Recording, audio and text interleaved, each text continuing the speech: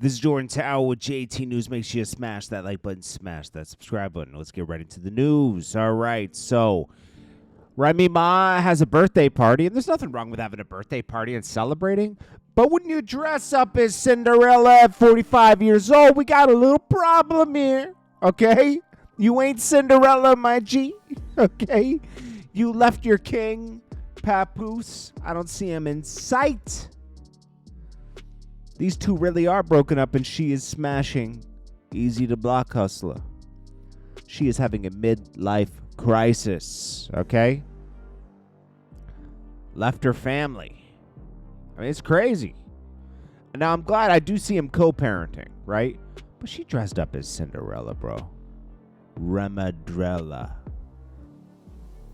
This is someone, whenever I see a woman in their 40s dressing up as a princess, I'm like, all right, I could see this in your 20s, you know, having fun.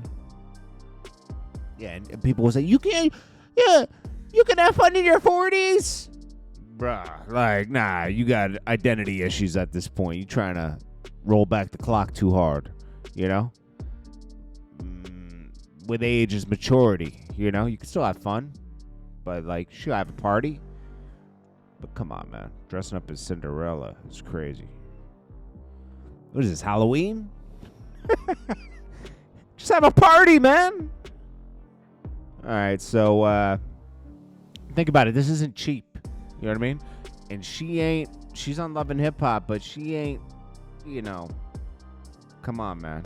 She ain't dropping records no more. She had a rap career where she was legendary, right? Nobody's going to take that away from her. Big Pun signed her. Fat Joe and her with Terror Squad. She didn't make too much money there, but legendary. Lean Back and everything. You made money, but, like, she never got her just due. Came back from jail all the way up with Fat Joe. Back.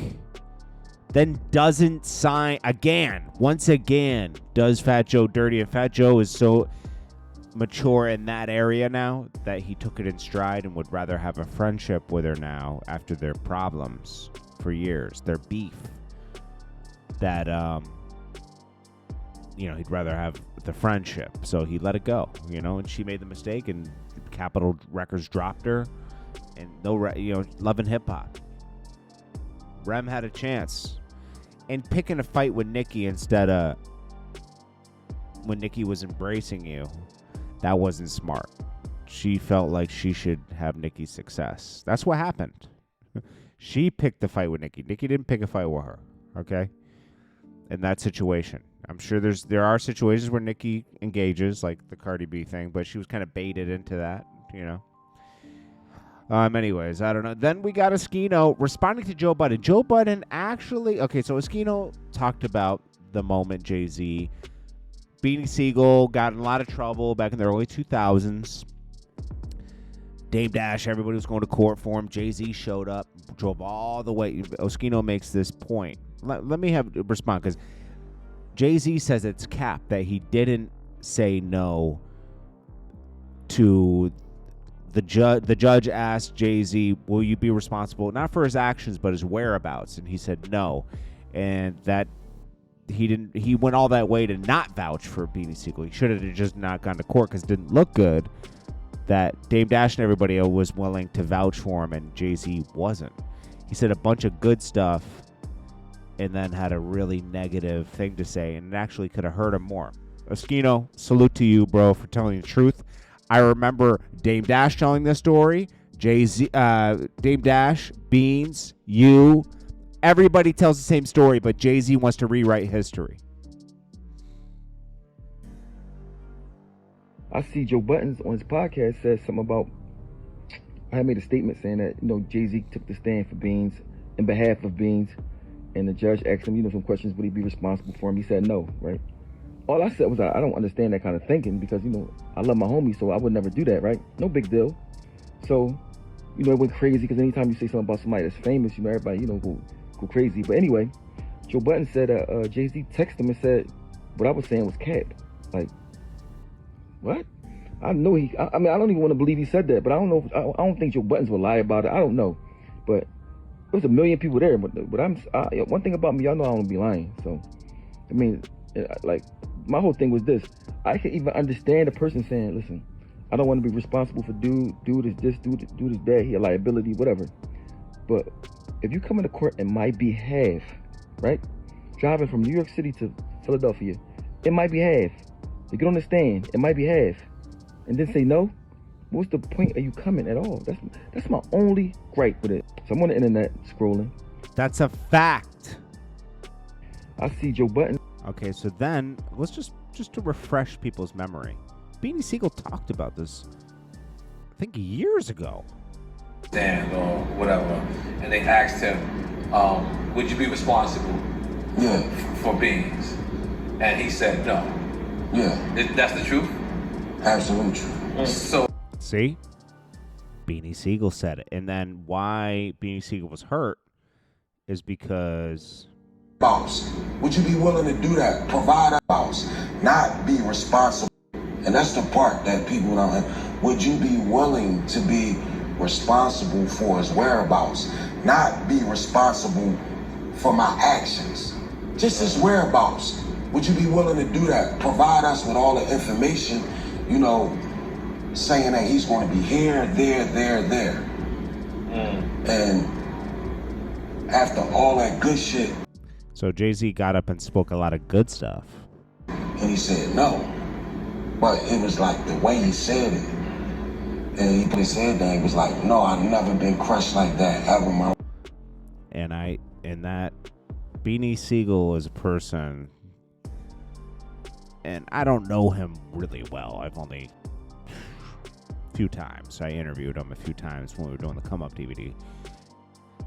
He's a person that really stands on morals and principles, and you know that hurt him for a long time. You know, but anyways, you know, salute to Beans, salute to Freeway, man. Those are some solid guys right there. You know, I'm gonna tell you something. State Property was a group of real solid dudes, no Diddy. You know, like they were just, I don't know, they're just authentic street dude. You know, they were just authentic. You know, that and Dipset. Dipset was pretty pure, but Jim Jones, there's a few other, there was just no organization that I think Cameron relied on Jim Jones a lot for, because he was busy being the star, you know? And Jim Jones kind of like went rogue. He really did, though. Jim Jones went rogue. He became, instead of organizing all the rappers, Jim Jones became the rapper, which is cool. But, like, you can't ignore Hell Rel, J.R. Ryder. There was just no organization with Dipset, but it was the biggest movement. Scarlett puts out, like a sexy girl rap video, and then she gets a lot of criticism from it because people know her as a street rapper, right? So she's like, yo, we all know I'm the best at the street rap. You dropped 2 records, man. Pipe down. You know what, man? I'm going to tell you, this is the problem when people co-sign artists too early and they're like, yo, that's the female DMX. You're going to get your big head. And she got a big head early and kind of like relaxed, you know?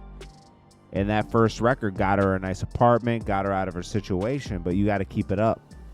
And it's hard to keep it up, man. That's the problem with the entertainment industry. You can get it, but it's hard to keep it up. I remember when I hate to make this about me, but like I remember when I first started doing videos, and people were like, "Yo, you're killing it." You don't even see the money till like a year later. You know what I mean? Like it's a funny thing. You can arrive, and I arrived early with DVDs, but that was like cool money. That was like buy a car, have an apartment money. When I was doing World Star with Q, you know, that was a lot of attention, but not a lot of money right away. And plus, I never felt comfortable getting anything better until I had a nest egg. Because, like, I knew from, like, the come-up days and everything that, like, money comes and goes. Things dry up, you know? And you got to have, like, if you're buying something, you got to have like 2 years of to figure out your next move when things dry up. LL Cool J doing rap for fun right now. He dropped a record with Rick Ross. It's pretty good. Make sure you check it out. It's a new video with him and Rick Ross. And LL's got to be doing this for fun because, as Ice-T said, you could sell lemonade during the summer. When it gets cold out, you got to switch to something else. You got to switch your product. LL's out of his generation. But Ice-T said, I still do music for fun. I don't expect it to be my income. And I don't think LL Cool J is expecting this to be his income. He's just doing this for fun. And there's nothing wrong with that. I actually appreciate it. Because LL's from the 80s. The 80s, bro. Talk about a legend. 80s. Started in the 80s. Dominated through the 90s. And still was around in the early 2000s as a prominent figure in hip-hop. Then, during the 90s into 2000s, started an acting career and thrived in that. Ice-T kind of did a similar trajectory. That's legendary. YSL Woody, this guy is struggling on the stand, bro. Like, he's just breaking down. They're asking him not even complex questions. It's kind of sad to watch. This is like if you don't go to high school, bro. Like, it's not even that. Some people are just dumb, bro. Some people are smart. So I've seen plenty of people that don't even go to school and are smart, right? Right? This guy's just dumb, bro. And he is snitching. Even though he's avoiding some of the questions, you still are a snitch, bro. He's one of those people that will say whatever in every situation. Right now, he has to look Young Thug in the face while he's snitching, and it's hard for him. But he's a snitch too, man. This guy ain't no good. This is like the kind of guy you don't want in your organization. This is the guy, he'll do anything to remain comfortable. He's a snake. Wolvicky says she's waiting till marriage. You can't take your virginity back. You already pop, baby. You already pop. You ain't, and you know what? That will result in a divorce. Okay, if you wait until marriage, no disrespect, because like I'm religious myself, but I don't believe in that because what if it's trash? What if the chemistry's trash between you and your partner, right? And you get in bed, right? And you don't find out till after you tied the knot. You're gonna have one hell of an imagination after that. You're gonna be like, yo, I wonder what this, I've heard better, or maybe you're experienced and maybe she's not getting with a guy she would have to get with a guy that doesn't even know what sex is. Because I'm going to be honest with you, I can already tell. Might be trash, bro. Then this guy, I'm so sick of these like reality stars, like, Atlanta Housewives and all that. You stop making all these people famous, man. Simon Gaduba, right? I don't know if he's a successful businessman or a scam. I don't know, right? He's going through all these like problems with his wife Portia. I guess it was on that show. I don't want to hear about this stuff, man, but it gets posted on these blogs, man. Yo, these reality shows are out of control. Out of control, man. I don't want to hear about, no more Rolls Royces, buy your own. Meanwhile, this guy's like facing all these charges, might get deported. I don't know, man. Like, Anyways, this is Jordan Tower with JT News. I'll smash that like button. I'll check you guys in the next one. Peace.